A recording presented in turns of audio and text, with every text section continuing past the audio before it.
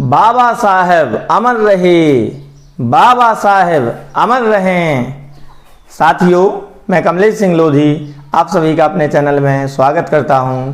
आज हम बात करने जा रहे हैं हमारे देश के प्रथम कानून मंत्री बाबा साहेब डॉक्टर भीमराव अंबेडकर की। आज 14 अप्रैल बाबा साहेब की जयंती है। आप सभी को इस पावन पुनीत पर्व की बहुत बहुत शुभकामनाएं और बधाई देता हूं। साथियों, बाबा साहेब का जन्म 14 अप्रैल 1891 में मध्य प्रदेश के महू ग्राम में हुआ था। बाबा साहेब एक दलित अछूत जाति से आते थे।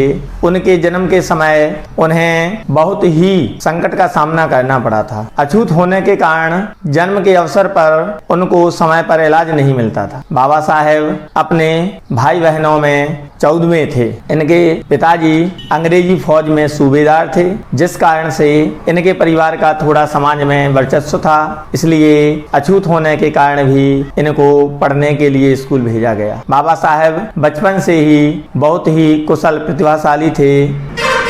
वो किसी भी विषय को जिस तरह से उनके गुरुजी पढ़ाते थे उनको हूबहू याद कर लेते थे। उनकी बुद्धि कौशल को देखते हुए उनके जो गुरुजी थे उन्होंने भीमराव जी को अंबेडकर सरनेम दे दिया था। भीमराव अंबेडकर जब पढ़ने जाते थे तो उन्हें समाज के उच्च जाति के जो लोग हैं कक्षा में बैठने नहीं देते थे। तब भीमराव जी क्लास के बाहर बैठकर पढ़ाई करते थे और क्लास के बाहर बैठकर पढ़कर भी वो क्लास में अव्वल नंबर की श्रेणी में आते थे। समय बीतता गया।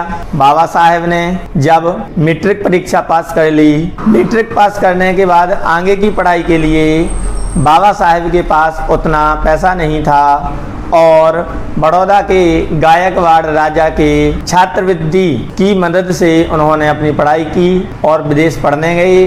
वहाँ से पढ़ने के बाद वापस आकर बड़ौदा के जो महाराज से उन्होंने शर्त लगी थी कि मैं बाहर जाके जब मैं पढ़ाई करके आऊँगा तो मैं आपके यहाँ पर सेवा दूँगा। तो वो बड़ौदा पहुँचे और वहाँ पर उन्हें एक विभाग में काम में लग गया।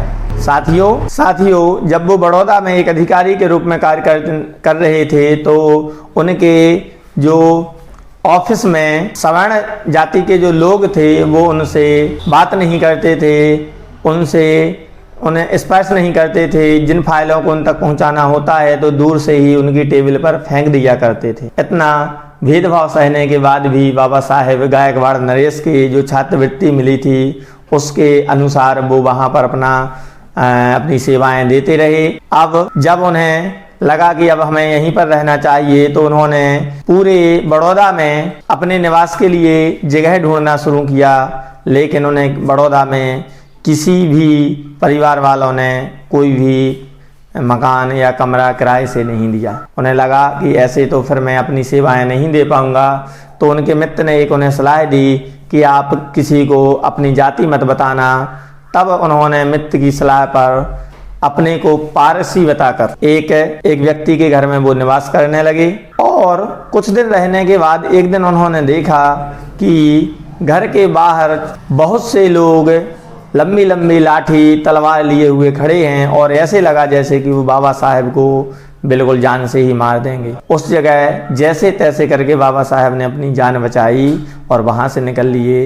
ये बात जब बड़ौदा नरेश गायकवाड़ के पास पहुंची तो बड़ौदा नरेश गायकवाड़ ने बाबा साहेब को अपने दरबार में बुलाया और उन्होंने उनसे कहा कि अब आपके लिए यहाँ रहना अच्छा नहीं रहेगा। इसलिए फिर वो बड़ौदा को छोड़कर अपनी आगे की पढ़ाई के लिए चले गए। ऐसे महान बाबा साहेब जो एक दलित परिवार से आते थे, उन्होंने लगातार ही अपने समाज को उठाने का भी प्रयास किया। साथ ही एक समाजशास्त्री होने के साथ साथ वो एक बहुत बड़े अर्थशास्त्री भी थे। और जब भारतीय संविधान की रचना की जानी थी तो उस वक्त भी बाबा साहेब ने अपनी अहम भूमिका निभाई थी। ब्रिटिश मीडिया भारत की स्थिति जानने के लिए इंटरव्यू लेने के लिए आए हुए थे। सबसे पहले वो गांधी जी के पास गए तो गांधी जी उनको सोते हुए मिले थे। उन्होंने सोचा क्यों ना अपना समय बर्बाद नहीं किया जाए।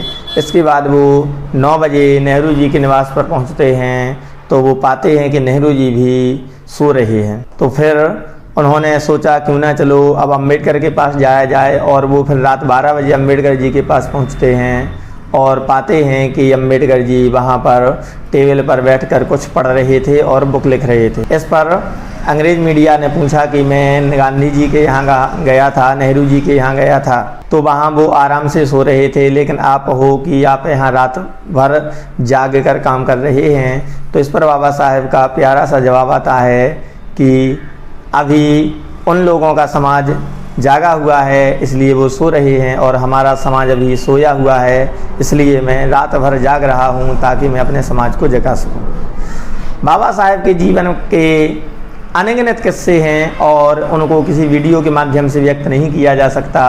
वीडियो लंबा हो सकता है, 1-2 घंटे का भी हो सकता है, इसलिए उनके कुछ ही मुख्य बातों को मैं यहाँ पर दे रहा हूँ साथियों। साहू जी महाराज के संबंध में आने के बाद बाबा साहेब ने मूक नायक समाचार पत्र का शुभारंभ किया, जिससे समाज में फैली हुई कुरीतियों को जगह जगह पहुंचाने तथा उनको कैसे दूर करेंगे, इन सभी चीज़ों को उन्होंने लोगों तक पहुंचाया। बाबा साहब कहते थे कि आप मुझे मूर्तियों में मत खोजना, मैं आपको किताबों में मिलूंगा। बाबा साहब का कहना था कि ये जितनी भीड़ मंदिरों की ओर जा रही है, यदि वो भीड़ विद्यालयों की ओर जाएगी तो उस दिन भारत देश का विकास हो जाएगा। इस तरह से बाबा साहब के अनेकों ऐसे कथन हैं जो कि हमारे लिए अनुसरणीय हैं, अनुकरणीय हैं। एक पूना पैक्ट की घटना भी आती है, गोलमेज सम्मेलन भी आता है, बहुत कुछ चीज़ें ऐसी हैं। लेकिन आज बाबा साहब की जयंती के अवसर पर हम संक्षिप्त में परिचय देते हुए आप सभी देशवासियों को उनकी जयंती की बहुत बहुत बधाई देते हैं। साथ ही बाबा साहब के आदर्शों को जीवन में उतार कर सामाजिक उत्थान के कार्य करने का प्रण लेते हैं। बाबा साहब की जयंती पर बाबा साहब को सत सत नमन करते हैं और आप सभी को प्यारा सा जय भीम जय भारत।